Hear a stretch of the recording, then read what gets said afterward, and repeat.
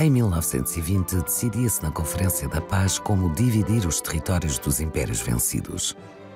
Apesar de vencedor, Portugal teve de bater-se arduamente para provar que merecia manter as suas colónias intactas. Sobre a nossa guerra em África, o general Gomes da Costa fala em desastre total. As campanhas em África desacreditaram-nos perante o mundo inteiro como nação colonial e como soldados e colonizadores perante os indígenas, que tratámos mal, arrebanhando-os à força como carregadores a quem não sustentávamos e obrigávamos a marchar até caírem no chão. A Alemanha declarou guerra a Portugal em 1916, depois de apresarmos os seus navios a pedido de Inglaterra. Mas em África, os conflitos existiam já desde 1914. Fala-se muito do corpo expedicionário português na Flandres, mas poucos sabem que para Angola e Moçambique foram mobilizados cerca de 50 mil homens. E foi também em território africano que Portugal teve mais baixas. Quase 6 mil homens perderam a vida. Mas afinal, o que se passou em África? Este mapa que aqui está atrás de mim é um mapa alemão e explica bem o que se estava a passar nesta altura no princípio da guerra. Porque há várias guerras, muitas guerras dentro da Grande Guerra. Primeiro, muita gente não ligou ao que se passava em África. É verdade, na altura a população mundial era 1,6 bilhões de pessoas e a África tinha apenas 100 milhões. Os recursos que vinham da África para a maior parte dos países europeus eram negligenciáveis. Daí que, embora houvesse uma grande competição em África, não era por aí que as nações se iam empenhar mais ou menos. Mas acabou por ser um teatro de operações decisivo. E se olharmos bem para este mapa, o que é que nós vemos? Vemos que grande parte das potências beligerantes tinham territórios em África. E temos fundamentalmente aquilo que é a coincidência de fronteiras de territórios alemães com os territórios portugueses. Temos então que a norte de Moçambique temos a África Oriental Alemã, mais tarde parte dos territórios do que nós chamamos hoje a Tanzânia, e do lado oposto, a sul de Angola, tínhamos aquilo que era denominado como a África Sudoeste Africana Alemã ou a da Maralândia, que confluía, que fazia fronteira com o sul de Angola. Mas se repararmos só isto, não é só. É que ambos estes territórios também tinham confluência com outras potências que eram beligerantes. Ou seja, a União Sul-Africana, que é um ator fundamental para entender tudo o que se passa em África, o Congo belga, e temos, obviamente, o Império Britânico nas suas múltiplas colónias. Temos a África Oriental Britânica, que mais tarde vem a ser o Quénia. Depois temos a Rodésia do Norte, a Rodésia do Sul, o Protetorado da Nyasilândia, que mais tarde vem a ser o Malawi, o Zimbábue, a Zâmbia. E temos toda esta extensão de território, que não é mais do que as várias possessões que depois vão dar aquilo que são a União Sul-Africana. Então, quando nós queremos entender o que foi esta guerra foi uma guerra dentro de várias guerras. Primeira guerra dentro das várias guerras. Houve sempre guerras chamadas de pacificação. Porque, a partir do momento que os europeus começam a lutar entre si, há também movimentos de rebelião em todos os territórios. Terríveis rebeliões que houve, por exemplo, aqui na Damaralândia alemã, a rebelião dos hereros, a rebelião dos povos Nama. Poucos anos antes de começar, foram massacrados estes povos, foram campanhas terríveis. Isso aconteceu de uma forma genérica em todos estes territórios. Ou seja, havia sempre aqui um problema grave. E há outro problema muito mais grave que muita gente às vezes não nota, que era o problema das revoltas Boers dentro da União Sul-Africana. Houve duas guerras anglo-boer, sendo que a segunda chegou a mobilizar 400 mil britânicos. Portanto, estava muito fresco esta nova União Sul-Africana para entendermos que os objetivos dos Boers que vão liderar a África do Sul no início da guerra têm muito a dizer sobre o que se passa. Por isso, quando olhamos para Moçambique e para Angola, 1914, 1918, temos que entender que tudo isto vai confluir em vários momentos. Sendo que o mais importante é entendermos que logo em 1914, o que é que acontece? A Alemanha tem várias colónias, tem mais, também tem os Camarões e também tem o Togo. E na Ásia ainda tem muitas, tem Tsingtao na China, tem as Ilhas Samoa, o arquipélago de Bismarck, tem uma série de colónias que vão ser, nos primeiros meses de guerra, entre agosto de 1914 até ao Natal, praticamente tudo que eram possessões asiáticas desaparecem. O Togo vai desaparecer até ao Natal também de 1914 e os Camarões em 2 anos vão deixar de ter importância. Então onde é que vai ser o esforço? Nos dois, leste e oeste da África, exatamente a sul e a norte, onde estamos a falar a norte de Moçambique e a sul de Angola, onde vai esse aqui aparecer. O Império Britânico, obviamente, gostaria de dominar estes dois territórios. O Congo belga, os belgas também queriam, numa primeira oportunidade, quando começou a guerra a sério, e a Bélgica foi atacada, ao princípio era neutral, mas depois quer entrar, todos têm algum objetivo para poder querer ficar com parte destes territórios, porque eram territórios muito importantes. Se pensarmos bem, a Alemanha queria fazer a sua Mitteláfrica, ter metade da África aqui. Portugal queria ter o seu mapa cor-de-rosa, juntar Moçambique e Angola. E o Império Britânico queria ter, desde o Cairo até ao Cabo, também a sua ligação. O choque era natural. E o choque era natural e vai se desenvolver em territórios muito específicos. E esses territórios específicos, voltando à questão da Marlândia, é o que é que os britânicos queriam? Queriam, obviamente, que conquistar território logo de início. E pediram a quem? À União Sul-Africana. Porque não iam desviar soldados de Inglaterra cá para esta missão. Pelo contrário, se a União Sul-Africana tinha forças que enviou para combater na Europa e era com as restantes que ia fazer. Mas não eram poucas, eram muitas. Só que havia revoltas boas. E numa primeira operação que corre muito mal à União Sul-Africana para conquistar estes territórios da Marlândia, corre muito mal porque não estavam preparados para isso. Ninguém estava preparado para combater entre europeus. Todas as potências coloniais estavam preparadas exclusivamente para combaterem subversões internas. Ninguém se preparou para combater europeus contra europeus. Daí que as primeiras operações vão ser quase todas um desastre. A primeira grande operação que a União Sul-Africana faz vai ser travada pelos alemães, numa batalha bastante importante, e vai levar às limitações que a União Sul-Africana tem, mas vai ter que parar por outra razão. É que o general Maritz vai fazer uma revolta boa contra o Império Britânico. E então, durante um ano, praticamente, a União Sul-Africana vai resolver esse problema Boer e já não vai tornar a atacar. Este tempo é aproveitado para aquilo que chamam-se os conflitos com o sul de Angola, que deu a origem à tal batalha de Naulila em 1914.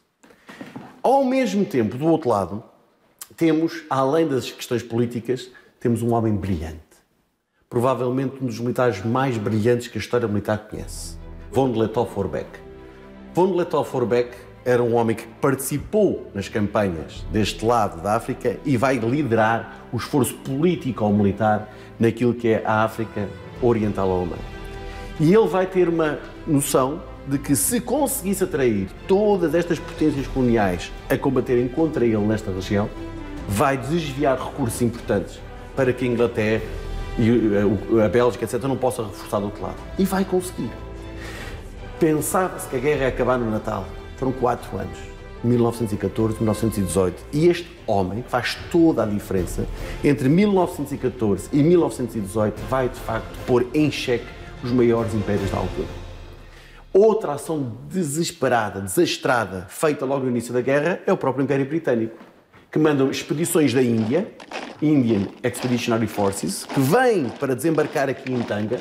E um general, um brigadeiro-general, Aitken, pensava que ia ser um passeio, trazia 8 mil militares, tenta desembarcar em Tanga, só que não contava que do outro lado Von Lettow-Vorbeck, que organiza a defesa, massacra grande parte deste desembarque e obriga a repensar toda a estratégia. A Inglaterra não quer vir reforçar, na altura era Lord Kitchener, que não quer sequer pensar em reforços naquela altura. E a guerra vai parar. Portanto, 1914, depois de uma tentativa falhada, outra tentativa falhada neste lado, 1915 vai ser um ano para retemperar forças. E o que é que vão fazer as forças? Vão aplicar princípios da guerra industrial à África.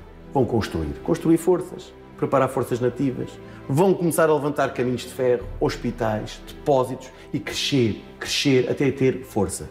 E só em 1916 é que vai acontecer, de facto, uma ofensiva. Mas antes disso, em 1915, finalmente, há eleições na África do Sul, o governo estabiliza, a revolta Boer ficou dominada e então Botha, que era na altura o primeiro-ministro, e Jan Smuts, um dos generais que depois vai ficar bastante famoso, vão organizar a conquista da África Sudoeste Africana.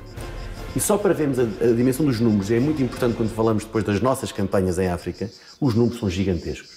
Para ter a certeza que em terrenos tão inóspitos, e quando falamos África, falamos de girafas que atacavam os postos de lenha, hipopótamos que atacavam as colunas militares, enxames de abelhas que não deixavam as pessoas viver, crocodilos que começaram as pessoas a tentar passar os rios, a mosca de Tsetse que dizimava completamente, que era cavalos e gado, etc. E depois a aridez, a falta de água permanente. Ora, para fazer este ataque, o general Botha vai levar 5 meses, 4 colunas, 42.000 homens. Vai levar 60 peças de artilharia e vai fazendo aquilo que se chama, em pequenos passos, a guerra industrial transformada para a África. Ou seja, muito devagarinho, só avançava quando tinha condições, só avançava quando tinha quando tinha as suas etapas logísticas consolidadas, quando tinha os seus hospitais criados. E vai acabar por conseguir, no final, em julho de 1915, conquistar. Então, falta agora a África Oriental Britânica, alemã. Sendo assim, como é que se vai resolver este problema? Este problema é muito mais complexo, porque, como eu disse, deste lado está um gênio militar. E este gênio militar, von Lettow-Vorbeck, de facto, o que é que ele pensa? Ele tomou a iniciativa. Enquanto os europeus estavam a pensar o que faziam, ele começa a atacar a linha de caminho de ferro da África Oriental Britânica, porque passava muito perto. Ligava o Lago Vitória aqui à capital. E estes ataques surpreendem os ingleses. Perderam o Tanga. Prendem, depois tentam fazer uma nova ofensiva em Jassini, que fica aqui perto da linha de fronteira, perdem também. Portanto, os ingleses têm de facto de reorganizar. Precisam da União Sul-Africana. A União Sul-Africana tem que resolver primeiro este problema. Sendo assim, só em 1916 aqui estão as condições criadas para uma grande ofensiva generalizada. Foi o tempo para o Congo belga também, com a sua Force Publique, que era o que tinha, transformada depois pelas suas forças de Katanga, começarem a organizar força em número, em quantidade, para começar a pensar numa ofensiva contra um brilhante general, com as brilhantes forças, que não eram mais do que 17.000 militares, em tudo somado. Basicamente companhias, ou seja, escalões de pequenas forças de 200 pessoas, era isso que ele fazia, ou seja, 16 a 20 oficiais e sargentos alemães a enquadrarem 200 ascaris, terríveis guerreiros. E era isto que era a força fundamentalmente alemã, mexida com enorme inteligência. E era preciso responder da mesma forma. Ora, do outro lado era preciso muitos efetivos. E quando eu digo muitos efetivos, eles chegaram-se entre os 100 e os 250 mil para conduzir esta ofensiva contra estas mesmas forças. Ora, em 1916 é nomeado um general sul-africano, Ian Smuts. Um homem que ficou depois muito conhecido porque vai ser primeiro-ministro da África do Sul, vai estar com Winston Churchill, para quem vê os filmes do Churchill, lá está ele como auxiliar já na Segunda Guerra Mundial. Ian Smuts vai então fazer uma cooperação com os belgas, para que os belgas, que também criam uma parte importante destas posições, aquilo que nós chamamos hoje o Ruanda e o Burundi, queriam também ficar com uma parte desses territórios. A Inglaterra, naturalmente, queria ter o controle destes mesmos territórios e a África do Sul, o que é que queria? E agora aqui entra Moçambique. A África do Sul, a União Sul-Africana, nomeadamente os boers, sempre quiseram o sul de Moçambique. Sempre quiseram aquilo que era de Lagoa Bay, onde está o Lourenço Marques, tudo o que é sul do Zambeze. E nunca esconderam esta pretensão. E nunca esconderam a pretensão também de ficar com o outro lado. E como não esconderam esta pretensão, este é o grande objetivo. Eu vou atacar, é longe já das minhas fronteiras, vou apoiar esta pretensão britânica na luta contra os alemães, para mais tarde ou mais cedo conseguir trocar os territórios a sul de Moçambique para mim. E aqui é que começa então o tal jogo de poderes. Quem é que tem capacidade para fazer esta ofensiva? Britânicos, belgas. E a União Sul-Africana tem capacidade, demoram 2 anos a criar um exército desta magnitude. Do outro lado, um brilhante general, von Lettow-Vorbeck, que vai fazer a vida um inferno. Na realidade, ele nunca vai perder batalhas, mas na verdade também não vai perder praticamente. Não vai perder, mas também não vai ganhar território, vai perdendo território ao longo do tempo e vai devagarinho, e esta é toda a campanha que se desenha, começa a haver um ataque de norte para sul, começa a haver de leste para oeste com os belgas, de sul para norte com os britânicos e sul-africanos, vão envolvendo e vão empurrando Paul Lettow-Vorbeck para onde? Para cima de Moçambique. Portanto, este é o caminho que vai. E agora, Portugal. Portugal, o que é que podia fazer? Portugal, obviamente, tem uma determinação logo de princípio, que é defender as colónias. E é consensual. Qualquer partido português naquela altura, por mais divisões que houvesse, estava ciente da sua missão de defender a integridade dos territórios coloniais portugueses. Sendo assim, era normal que houvesse um reforço a sul e a norte, a sul de Angola e norte de Moçambique. E daí que foram colocados 2 experimentados oficiais, Alves Roçadas no sul de Angola, Pedro Massano de Amorim para Moçambique, com a missão de, e a missão é ambígua, e começam as grandes questões portuguesas. Ninguém explica bem o que é que se quer. Era claro que se houvesse um ataque a Portugal, às colónias portuguesas, seria defendido, mas ninguém explica muito bem se era preciso provocar o ataque. E, portanto, ambos vão para a missão, Alves Roçadas para o sul de Angola e Massano de Amorim, para consolidar os territórios em zonas extremamente difíceis. O sul de Angola é uma zona que teve campanhas de pacificação que não estavam completamente terminadas, E o norte de Moçambique tem uma daquelas questões que às vezes a gente fala pouco, a que não era propriamente território nacional. Era a Companhia do Niassa. Era uma companhia privada, que tinha dinheiros inicialmente portugueses, depois britânicos e finalmente já eram próprios alemães que controlavam grande parte do capital. As condições das populações que viviam nesta chamada Companhia do Niassa eram condições absurdas, que eram explorados porque aquilo era um mercado, fundamentalmente para levar mão de obra para as minas do Transvaal. Então, eram pessoas que não se identificavam naturalmente com Portugal, até porque a administração não era portuguesa, mas o território não podia ser mais inóspito aos próprios portugueses que lá iam. Então, quando chegam as duas expedições à Angola e ao Moçambique, o que é que vão encontrar? Vão encontrar uma impreparação enorme. E vão encontrar, obviamente, o reflexo daquilo que se passa em Portugal. Um país dividido, com enormes problemas, sem critérios. Se a missão fosse defender e se a missão fosse estabilizar, até era possível. É isso que Alves Poçadas leva nos seus planos e é isso que Mazan de Amorim leva nos seus planos. Mas não era isso que os mais radicais em Lisboa queriam ouvir. Portanto, e agora falando só de Moçambique. O que é que faz Mazan de Amorim em 1914? Ele era um homem que já tinha estado em África, conhecia bem as campanhas, tinha participado nas mesmas campanhas e ele sabia o que era preciso.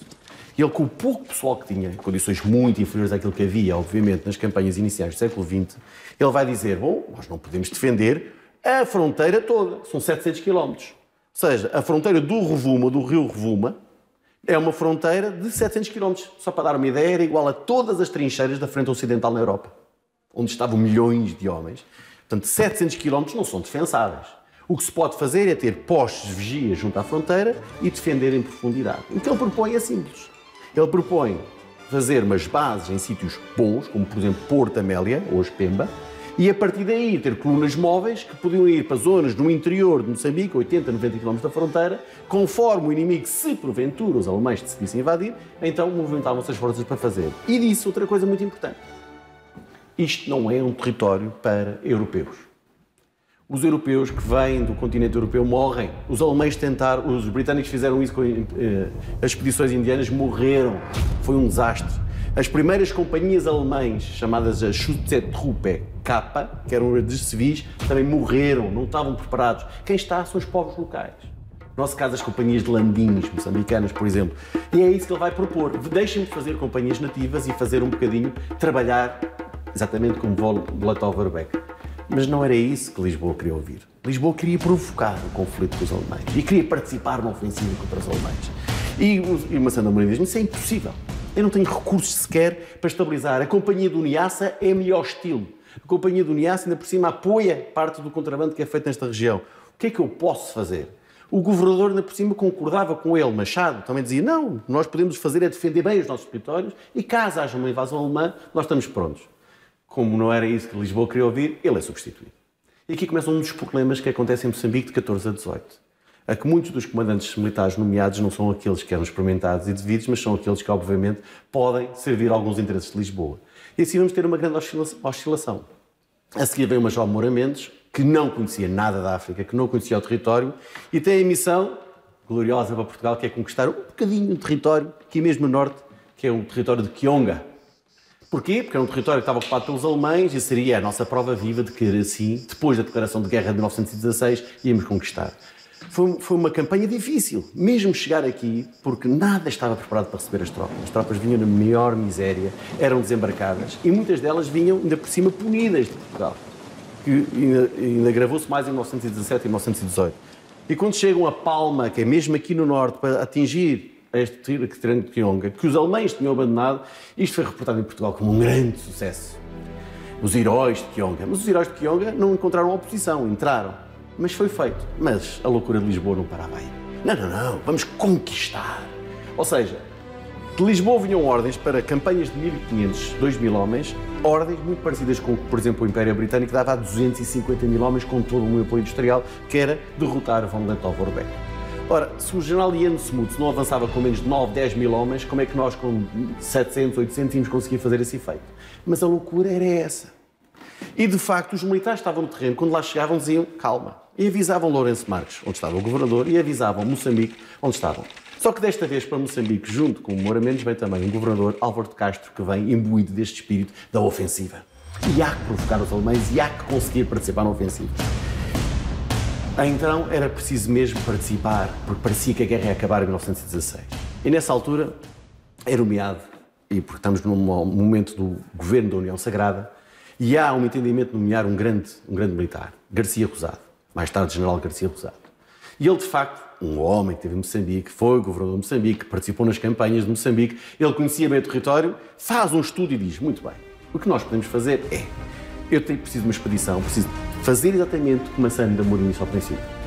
Podemos defender em profundidade e podemos, no limite, se os britânicos colaborarem connosco, fazer operações junto à costa e chegar aqui a estas duas terras que aqui estão, Mikandani e Lindi, se os britânicos não apoiarem, se eu tiver sempre o apoio da Armada Portuguesa, uma operação terrestre e naval, e sempre junto à costa, esse será o máximo da nossa ambição. Mas não era isto que Lisboa queria ouvir. Lisboa queria ouvir uma derrota contra o Império Alemão, o irrealismo completo que havia na altura. E como é assim, Garcia Rosado nem sequer chega a vir para Moçambique. Ou seja, é desnomeado por razões políticas, não é? E vem o general Ferreira Gil, que também nada conhecia da África, nunca lá tinha estado, e quando chega o general Ferreira Gil também é honesto. Primeiramente que ele chega e diz, não há condições no Porto da Amélia para receber os soldados, não há um ancorador para trazer os géneros, não há medicina para dar aos empaludados. Metade das expedições morriam. Durante as expedições que eram feitas em 1900, no final do século XIX, em princípio, morriam cerca de 10, 20% por doença.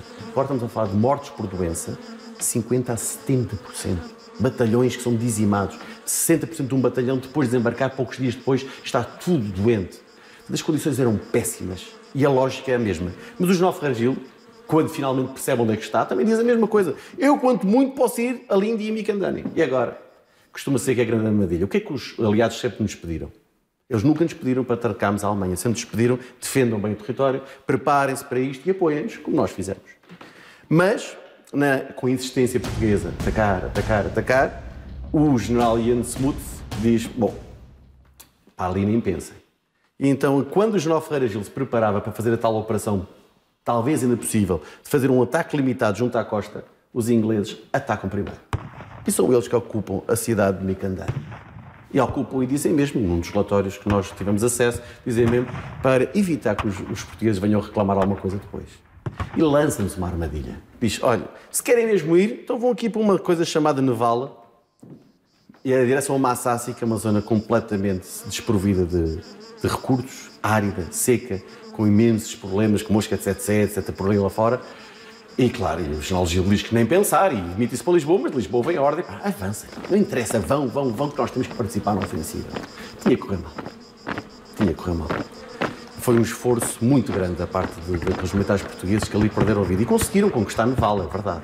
Mas, obviamente, não conseguiam manter Nevala porque não havia as tais estruturas logísticas, os caminhos de ferro, os caminhões, o apoio sanitário, a estrutura montada, e depois havia uma imensidade de força que nem sequer era coerente nem organizada. E, para não contar as campanhas todas, depois de Nevala, houve um contra-ataque a Nevala, houve ainda uma tentativa de ir para Massassi, morrem muitos oficiais, morrem muitos soldados, morrem muitos militares e recuo-se para este lado. E, entretanto, os aliados continuam a pressionar von Lettow-Vorbeck.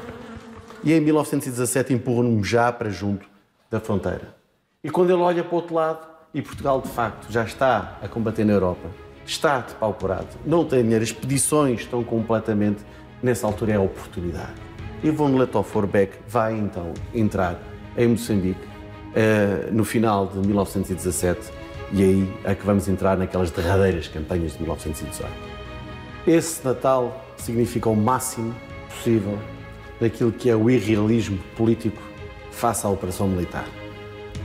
Tinha sido evidente até ali a necessidade de só podíamos fazer algo se cooperássemos efetivamente com os britânicos, com os sul-africanos, com os belgas, nos mesmos termos e relações.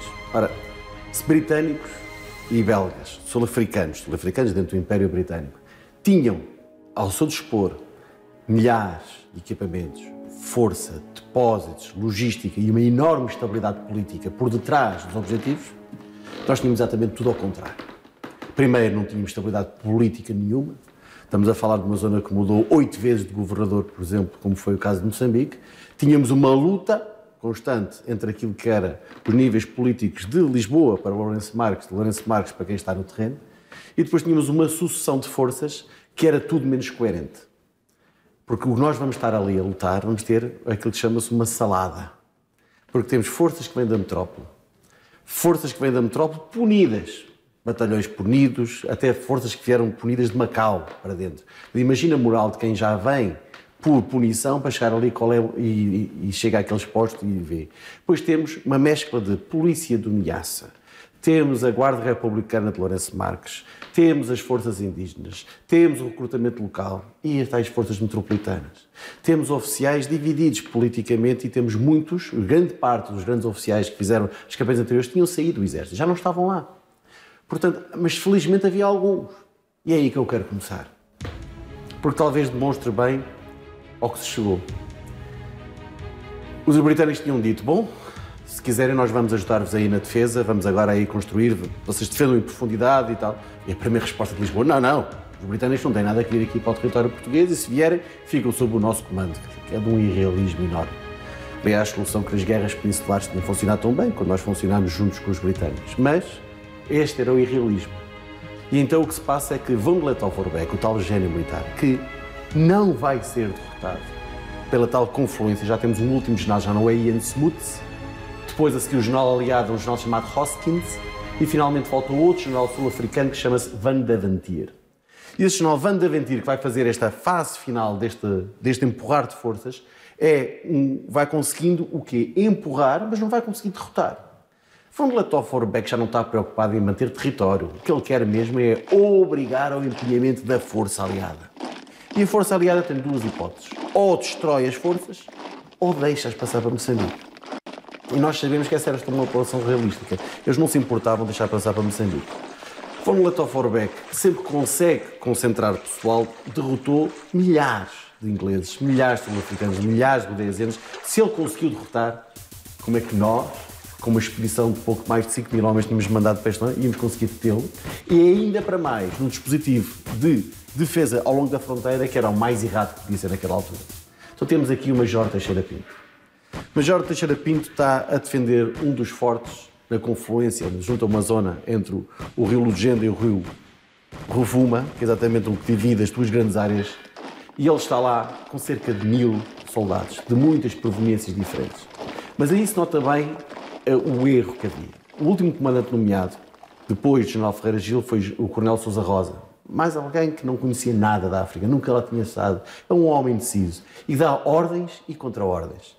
E Teixeira Pinto, já cansado desta longa guerra, é exatamente vítima destes mesmos acontecimentos. Recebe ordens para marchar, ordens para retirar, ordens para reforçar, e os alemães decidem passar o Rovuma e von Lettow-Vorbeck decide mesmo atacar com aquilo que tem, com o resto da sua força, que mesmo assim ainda são muitos. Estamos a falar de mais de 1600. Quando ele avança por este território, Teixeira Pinto, que era um brilhante oficial. Mas o que é que se passa? Para um brilhante oficial que tinha sido conhecido pelas suas campanhas da Guiné, se deixar apanhar desta forma, diríamos infantil. Isto demonstra bem ao ponto que chegamos. O apoio praticamente inexistente, a falta de coesão das forças. E depois, no próprio terreno, ainda se utilizavam táticas e doutrinas ultrapassadas. Aquilo que era o espírito criativo dos militares, pensar e inovar, ali não havia confiança. Ali havia enormes dificuldades em manter a coesão e a disciplina da força. E daí que no Gunam vai ser um massacre e o próprio Major Teixeira Pinto vai ser um dos primeiros a morrer. Isto é um bocadinho o que se vai passar a partir de 1918. Ou seja, com esta entrada, para já instala-se o pânico e agora que Portugal não queria os britânicos, vai desesperadamente pedir volta. Pois há um facto muito importante. É que em janeiro de 1918 muda o governo de Portugal e temos Sidónio Paz, que ao contrário do governo anterior, tem uma forte ligação com a Grã-Bretanha e apoia as ideias britânicas e o ambiente melhora um pouco. Também melhora porque Álvaro de Castro sai de Moçambique e vem um experimentado homem da África que é Pedro Maçã de Amorim, que embora só vá chegar em abril de 18, vai mudar toda esta relação. Mas entretanto está Sousa Rosa a comandar. E tem o dispositivo mais errado possível, que é dispersar as forças exatamente como dá jeito a von Lettow-Vorbeck. E von Lettow-Vorbeck vai fazer uma coisa incrível. Ele vai avançar para Moçambique, vai chegar até Quelimane, vai tornar-se de Moçambique, continua para a zona da Rodésia sem nunca ser derrotado. 15 dias depois da Primeira Guerra Mundial ter terminado, ainda estava em operações, quando é informado que já tinha terminado a guerra. O que é que ele faz durante este tempo? Bom, o que vai acontecer aqui vai ser uma guerra desigual. Um homem brilhante, que nunca o Van Deventer vai conseguir derrotá-lo, também não vai. Não vamos aqui também dar a ilusão de que os outros conseguiram ou não conseguiram. Os britânicos atrás, os portugueses nos postos, uns são defesas extremamente tristes, outras com bravura. Temos o caso de Serra Mocula, em que uma das forças comandadas pelo general, o general Waller, que estava sob o comando do coronel von Lettow-Vorbeck, vejas esta elegância também que havia naquela altura, por alguma razão von Lettow-Vorbeck foi um homem respeitadíssimo, ainda hoje é a sua memória respeitadíssima. O general Waller, que comandava esta força, vai, por exemplo, atacar Serra Mocula, onde estava o capitão Curado, outro homem muito experimentado, e o tenente Correia de Lacerda, que consegue aguentar Serra Mocula durante 3 dias. Correia de Lacerda morre com um tiro já no último minuto a tentar desencravar uma arma que tinha ficado encravada, mas que leva até os próprios alemães a fazerem honras e a sepultarem o corpo com dignidade. Tivemos o capitão Tavares em Ozulo, que também resiste durante bastante tempo. Tivemos. Onde houve oportunidade, houve atos heróicos. E temos que nos lembrar que aqueles militares que lá estavam foram completamente abandonados. Não recebiam ordens, e as ordens que recebiam eram ambíguas, e quando não percebemos a missão, exatamente ao contrário do que estava a acontecer com os alemães.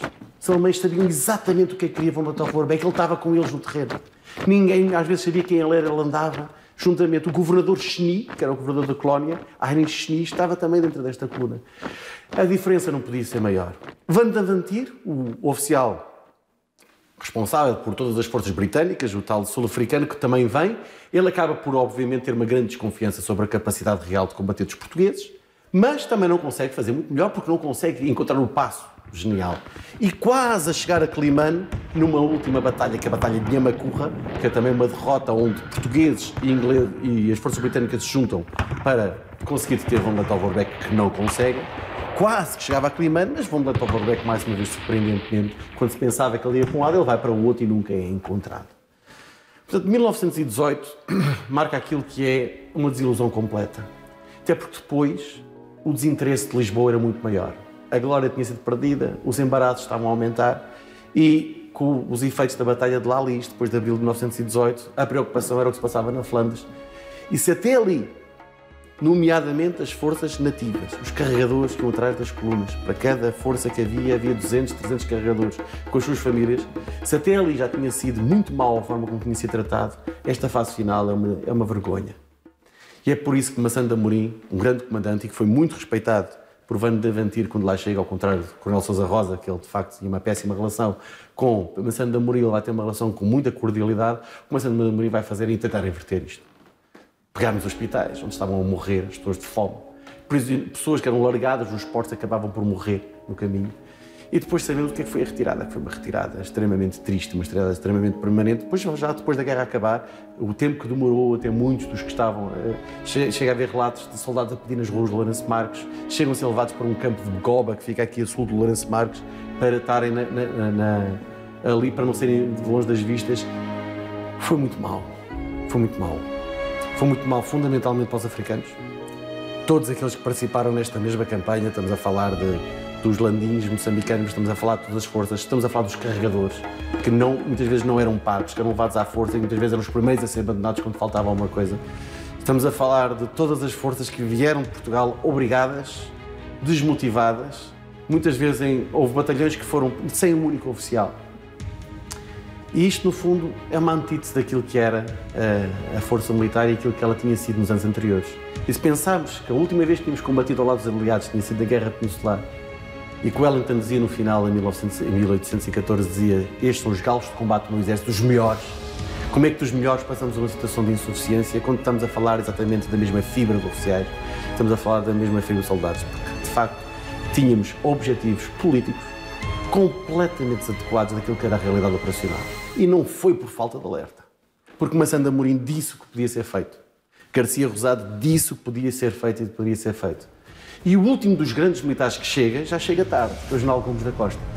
Gomes da Costa chega já em dezembro de 1918, o suficiente para ficar triste, e talvez uma das memórias mais contundentes desta guerra é exatamente a dele. Porque ele vem e vai contar no seu livro A Guerra das Colónias a sua visão sobre o que foi as campanhas em África, que custa todos a nós muito ler, mas ali se vê quando não há diálogo político-militar e quando há irrealismos, quando as coisas extravasam um ponto em que ninguém percebe o que é que está a dizer, quem paga é o tal soldado, longe de tudo e de todos, que morre a pensar em servir Portugal.